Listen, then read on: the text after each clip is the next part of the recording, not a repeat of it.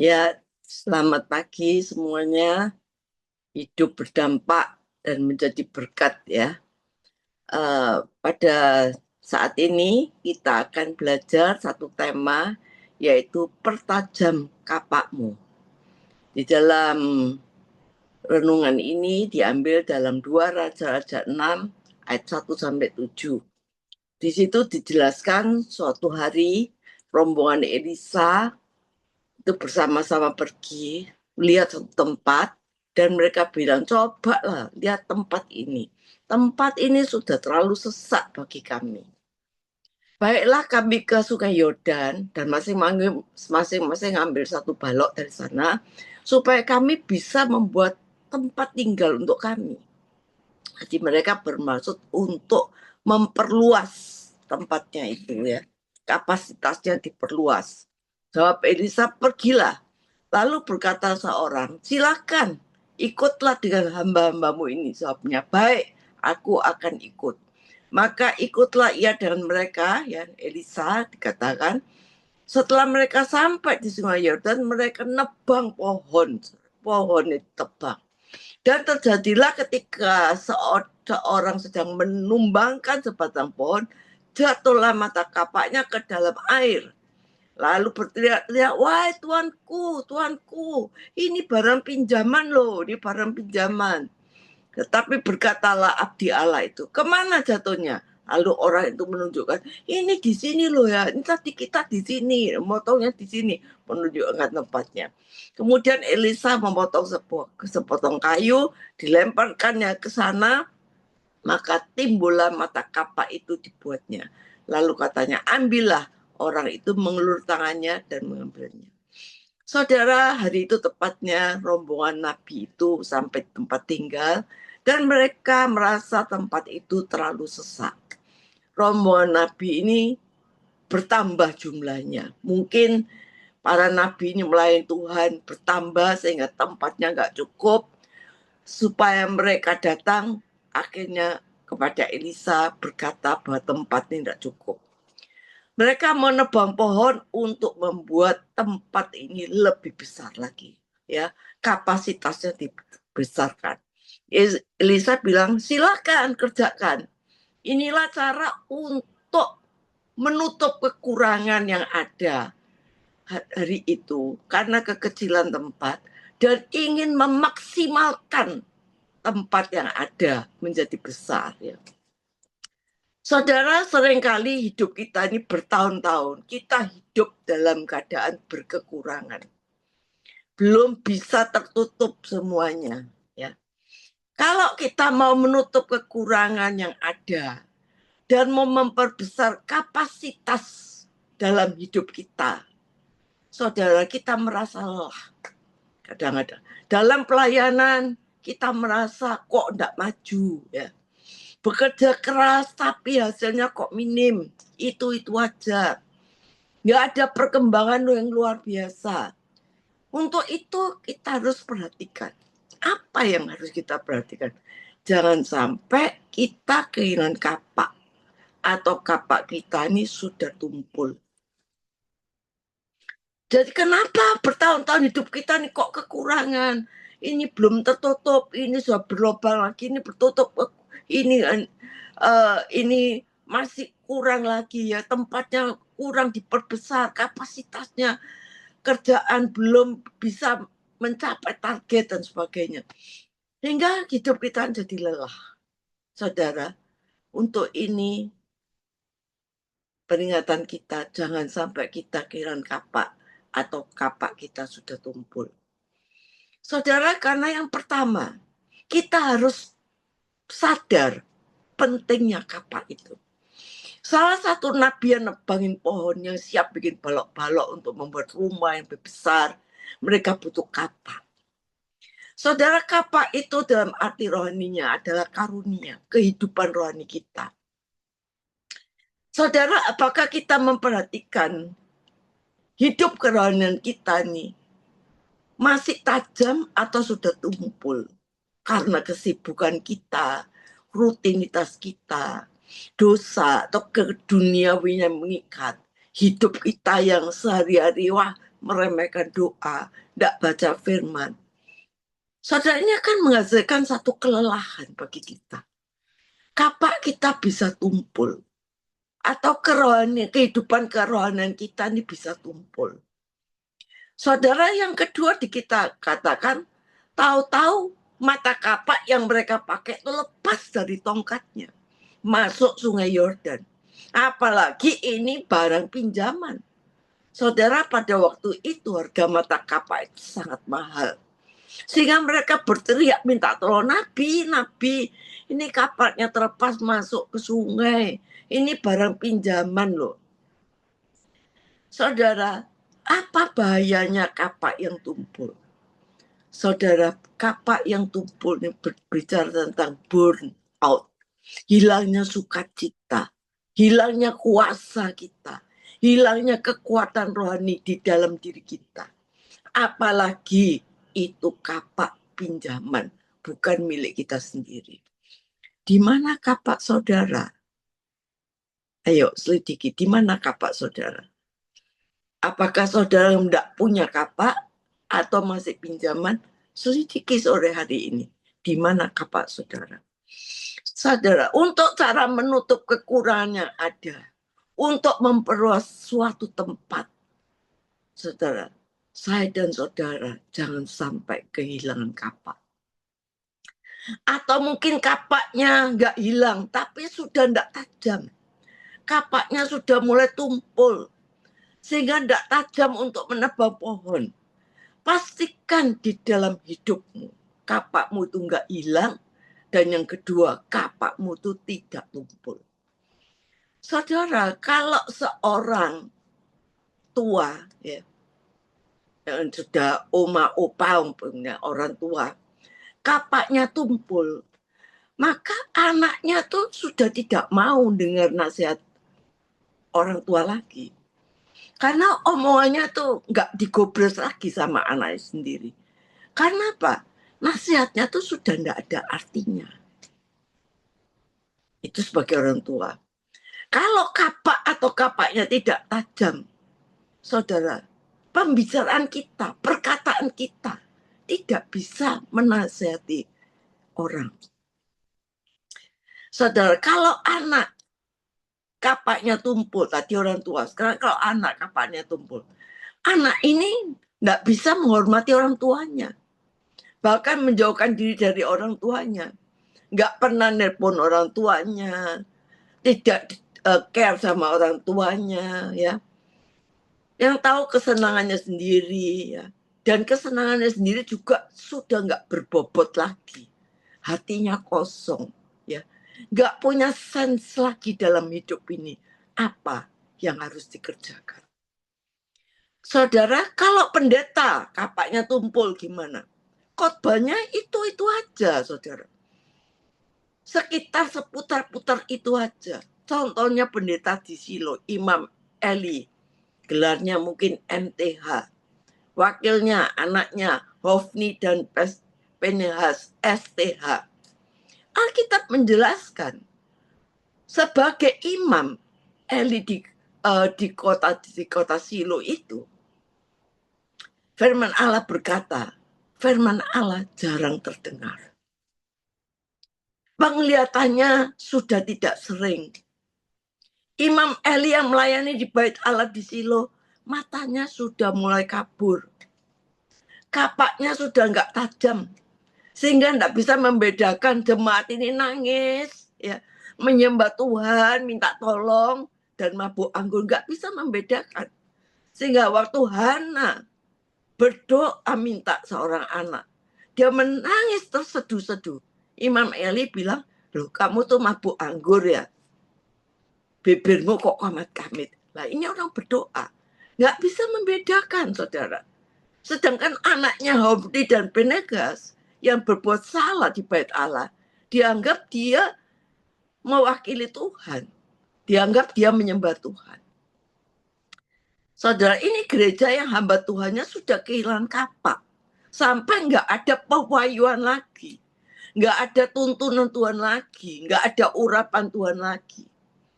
Saudara, kalau orang sudah kehilangan kapak atau kapaknya tumpul, itu membuat setiap keputusan yang diambil itu sudah mulai ngawur, saudara. Investasinya selalu gagal terus. Sensitivitasnya hilang, tidak ada sense lagi dalam dirinya. Tidak ada hikmat lagi. Karena apa? Kapaknya sudah hilang atau tumpul. Saudara, untuk memaksimalkan segala sesuatu dalam hidup kita, kapak kehidupan kita dari Tuhan jangan sampai hilang atau tumpul.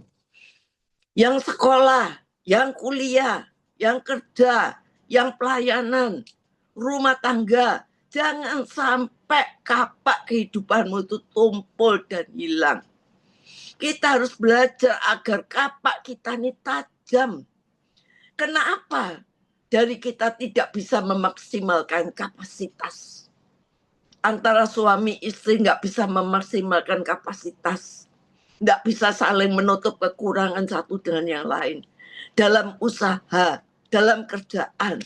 Karena kapaknya tumpul, saudara. Rumah tangga terus ribut. Hal kecil bisa menjadi besar. Karena nggak bisa menutup kekurangan masing-masing. Saudara, ayo hari ini kita temukan kembali asah kapakmu sampai tajam. Kalau kapak kita tajam, setiap apa yang kita katakan itu menjadi berkat. Perkataan kita akan didengar orang. Kalau kita sharing pada orang, perkataan kita ini mantap dalam hatinya. Masuk hati orang itu yang mendengarnya. Investasi, milih sesuatu, ambil keputusan selalu tepat. Itu orang yang kapaknya tidak hilang dan tajam. Dengan sharingnya, orang hatinya diubahkan. Dengan sharingnya, orang diberkati. Perkataannya membuat orang itu bertobat. Orang yang tajam kapaknya, orang seperti ini. Yang kurang akan tertutup. Dan yang ada, dia bisa maksimalkan. Saudara, gimana kapak yang hilang kembali bisa naik? Satu, dikatakan rombongan Elisa itu berkata, jangan kami dibiarkan nebang pohon sendirian. Please, follow us. Hari ini, hari itu keberadaan Elisa seperti keberadaan Tuhan mewakili umatnya. Dan hari itu Tuhan mau berbicara lewat hamba-hambanya.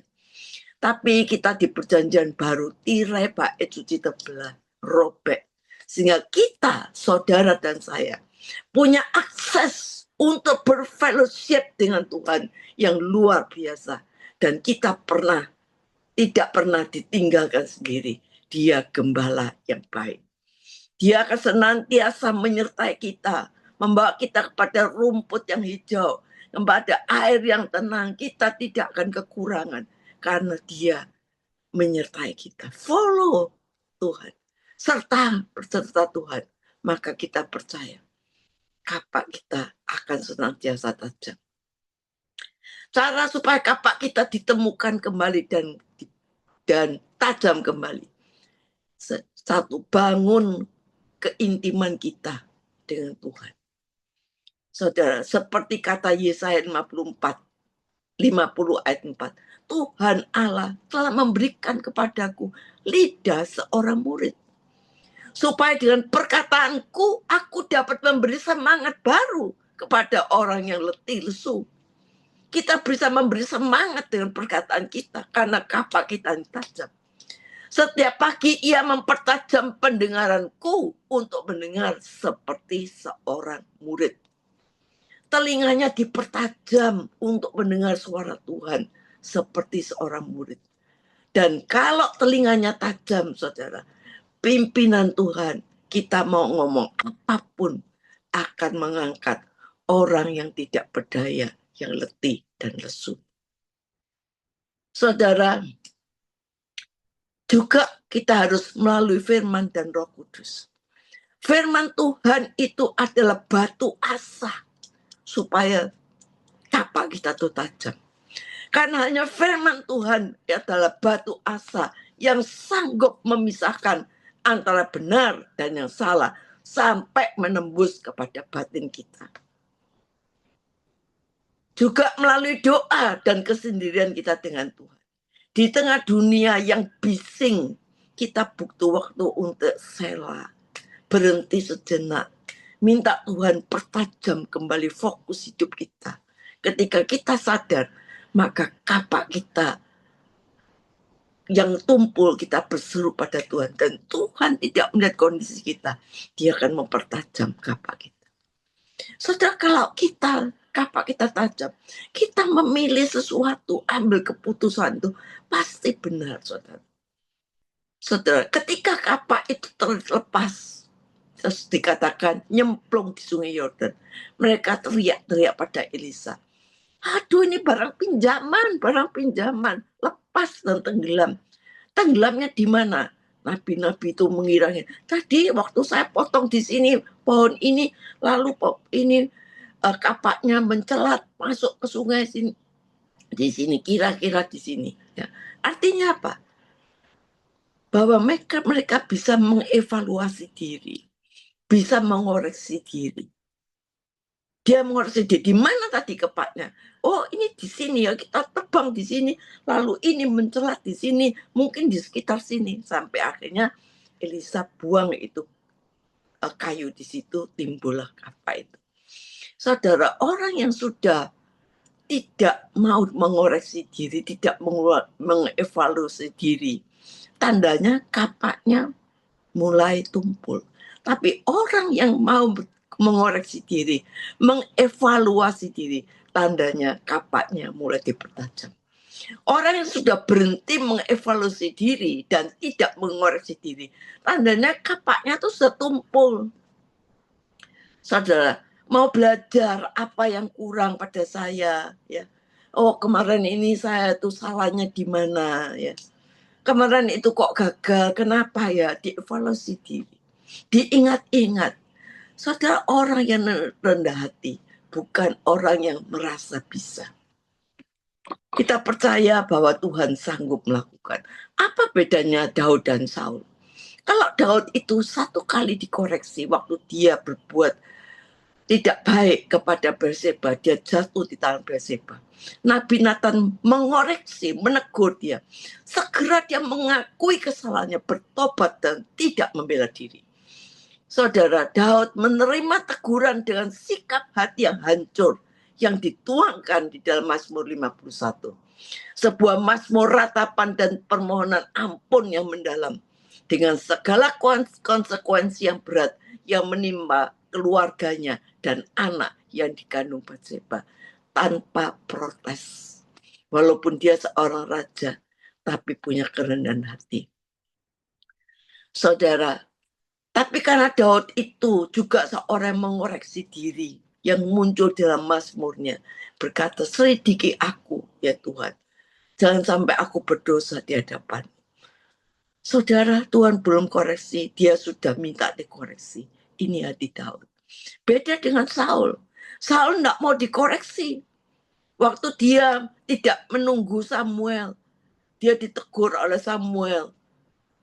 Maka dia untuk menunggu Samuel 7 hari mempersembahkan korban. Dia tidak mau tunggu, dia persembahkan korban. Ditegur, dia marah, saudara. Dia marah sampai akhirnya Samuel 2 kali menegur Saul.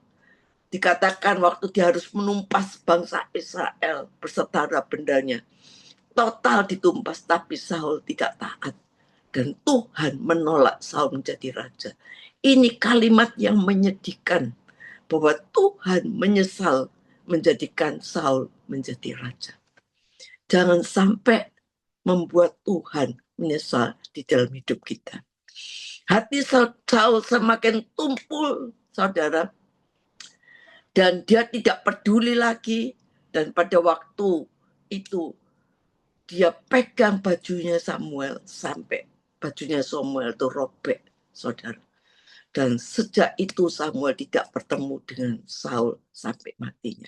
Dan Saul tidak menjadi raja lagi. Saudara, jangan sampai kita berhenti mengoreksi diri kita. Saudara, Kita tahu kalau kita tidak tepat, hari ini tidak tepat. Oh ya Tuhan, aku kok nggak tepat hari ini. Ayo next kita mau lebih tepat lagi. Saudara, kenapa kapak kita tumpul? Karena nggak ada koreksi diri sendiri. Nggak punya sense of inspeksi diri sendiri. Ayo evaluasi diri kita. Maka Tuhan akan membawa kita kepada peluang-peluang yang besar dan maksimal.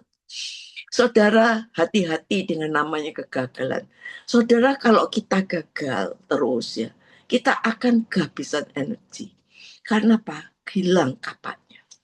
Sekolah gagal, kerja gagal, pelayanan bubar, rumah tangga gagal.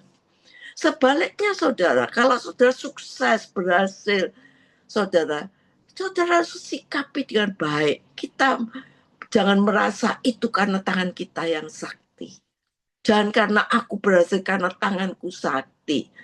Karena aku berhasil itu karena dengkulku, kerja beratku. Saudara. Itu awal kejatuhan. Jadi kunci pertama yaitu intimlah dengan Tuhan terus. Yang dua, koreksi diri kita. Puji Tuhan, mungkin suami istri, orang tua, anak-anak mengoreksi, sahabat mengoreksi. Saudara, kita terima. Bukankah kita itu terus mau mempertajam kapak kita untuk kemuliaannya? Ketika orang berhasil, ya, tidak perlu arogan. Tidak perlu, aduh aku sudah punya semua, tidak perlu arogan. Tapi ketika kita gagal, jangan juga kita give up. Tapi ayo kita maju. Pertajam kapak kita dengan firman Tuhan. Asah dengan firman Tuhan. Firman ini akan memilah yang benar dan yang salah. Saudara, kalau kita mau mempertajam, saudara, orang seperti ini akan melejit di tahun-tahun yang akan datang. Orang ini akan menutup segala kekurangan yang ada dan akan memaksimalkan kapasitas yang ada. Coba cek di antara kita, masih adakah kapak di dalam hidup kita? Atau masih ada, apakah kapak kita ini tumpul? Apakah kapak ini sudah hilang? Saudara, orang kalau sering mempertajam perkataannya, saudara, orang yang sudah tumpul, ngomongnya itu yang dipertajam. Ngomongnya itu mengandung sianida. Orang yang dengar tuh langsung mati klek, saudara. Kena omongannya itu, bentaannya itu, kekerasannya itu. Saudara, itu seperti mengandung sianida, yang dengar langsung mati syok, saudara. Ngomongnya sadis. Ayo bertobat. Kita bicara kita yang lemah lembut, seperti Roh Kudus yang lemah lembut. Saudara, kita dipertajam nasihat kita, pengambilan keputusan kita dipertajam. Maka saya percaya kita akan mengalami hal-hal yang luar biasa. Tahun apapun saat ini, mungkin tahun kesukaran dengan adanya perang ini, semua serba sukar, saudara, di Indonesia. Ini bensin tanggal 4 sudah mulai naik lagi, LPG naik, semua bahan-bahan naik. Tapi kalau kita punya tapak yang tajam, itu akan menutup segala kekurangan kita dan akan memperbesar kapasitas keadaan kita. Ayat terakhir, Yoel 3 ayat 10. Tempalah mata bajakmu menjadi pedang dan pisau-pisau pemangkasmu menjadi tombak. Baiklah orang yang tidak berdaya berkata, aku ini pahlawan. Ketajamannya tidak hilang. Kapan kita bisa berkata, let the weak say I'm strong, and the poor say I'm rich. Siapa yang hero bisa jadi hero? Itu orang yang tidak kehilangan kapaknya. Yang menempa mata bajakmu menjadi pedang, pisau pemangkasmu menjadi tombak. Sehingga orang yang tidak berdaya berkata, aku ini pahlawan. Pertajam sampai menghadapi hal-hal yang luar biasa. Hidup kita berdampak menjadi berkat, impactful life. Selamat menemukan kapak yang dan mempertajam sehingga apapun kekurangan kita akan dicukupi dan keadaan kita akan diperluas. Amin.